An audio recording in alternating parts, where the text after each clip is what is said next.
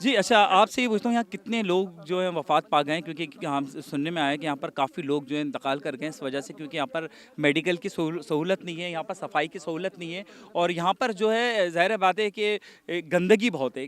कितने लोग बीमार हो गए और कितने लोग वफ़ात पा गए? कुछ आप क्योंकि आप यहाँ के रहायशी हैं।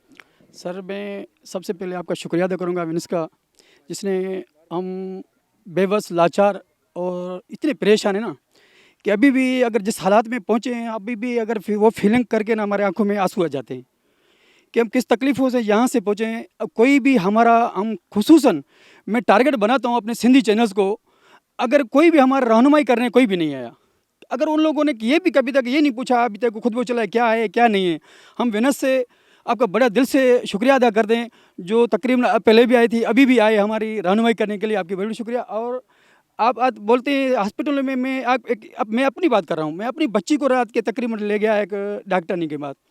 मैं उसको बोला मेरा वो तो उसका देखो चेहरा ही उसका नॉर्मल हो गया, वो फीका पड़ गया। आप उसको दवा वो बोल दिए, तो आप इसकी तरह कैसे बोल सकते हैं? और हमारे पास दवाएं, मैंने मैडम बोला आपने गवर्नमेंट हमें कहा है कि आप बनाया है।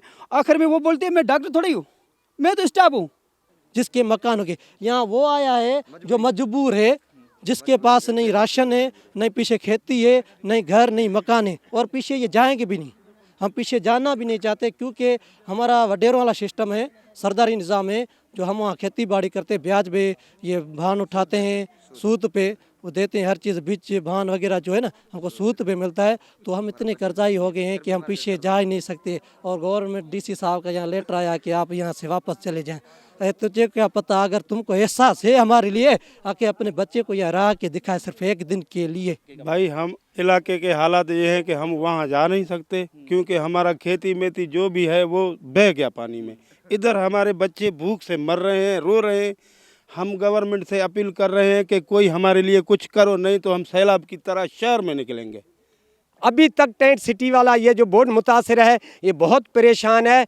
आज से 5-6 दिन के से पहले इधर रोटी जो एक इस्लामी जो था वो दे रहा था, उसको भी किस तरीके से बंद किया गया है। और बिजली तो चल रहा था, इधर एक जनरेटर, उसका तेल भी बंद किया। हमारा गवर्नमेंट को अपील है, सिंध गवर्नमेंट को, वज़ीर आला साहब मुराद अली शाह को, अगर इधर का MNA MPA को अपील है, मेहरबानी करके इसको रोटी भी बहाल कराओ गवर्नमेंट के तरफ से, और इसका जो बिजली है ये भी बहाल कराओ, नहीं तो हमारे काबू नहीं आएगा। जमीयत उलमा इस्लाम इसके लिए जो करता है, हमारे पास गवर्नमेंट है नहीं, हम अपने जो ताकत है किधर से कोई फंड वगैरह करके इसको बांटते हैं। गवर्नमेंट आपके पास है, फंड का जे हुई हिसाब किताब आपके पास है, आप इनका सार संभाल लो, इनको बिजली भी ऑन करके दो, इनको ये जो है रोटी है वो भी बहाल करवाओ। तुम हिंदू भी हो, तुम सिख भी हो, तुम मुसलमान भी हो, ज़रा दिल पे हाथ रख के बताओ क्या इंसान भी हो?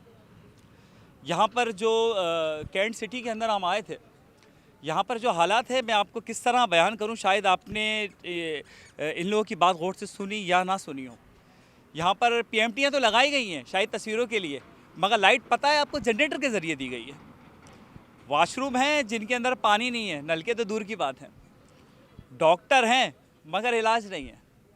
इंसान हैं मगर पता नहीं कैसा जिंदा है। याद रखें कि आप अपने शहर कराची में सुकून की नींद सो रहे हैं और सर्दियां बहुत तेज़ हैं। अभी रमज़ान बहुत दूर नहीं है, करीब है, मगर रमज़ान का इंतज़ार ना करें, आएँ इनकी मदद करें। इनका मुतालबा क्या है कि हम वापस जाएंगे तो किस मुंह से जाएंगे? ना हमारे पास वहाँ खाने के लिए कुछ है, ना कमाने के लिए कुछ है, ना रहने के लिए छत रही है, ना दफन होने के लिए ज़मीन, क्योंकि सब कुछ वडेरा का है। बस यही तो ये चाह रहे हैं कि इनको जीने का हक दिया जाए। ये नहीं चाह रहे ये कि इनको बंगले बना के दिए जाएँ। हमारा काम, हमारा मीडिया का काम, ख़ास तौर पे मेरा नाम तनकीद करना नहीं है। मेरा काम, हमारा काम सिर्फ निशानदही करना है। देखें, मैंने यहाँ पर वो घर देखे, भूखे सो रहे हैं, फटे हुए टेंट में हैं, फटे हुए कपड़े में, मगर झंडा उन्होंने पीपल्स पार्टी का लगाया हुआ है। यानी कि आपसे सर, आपसे बिलावल भुट्टो साहब, सिंध वाले लोग आपसे मोहब्बत करते हैं। ये इस हाल में भी झंडा लगाए हुए, यानी कि आपसे मोहब्बत करते हैं। उनका ख्याल करना आपकी जिम्मेदारी है। मेरे पे अल्फाज नहीं है, कहीं ऐसा ना हो कि दिल ही बाहर निकल आए। सरफराज अली को इजाज़त दें। अल्लाह हाफिज़।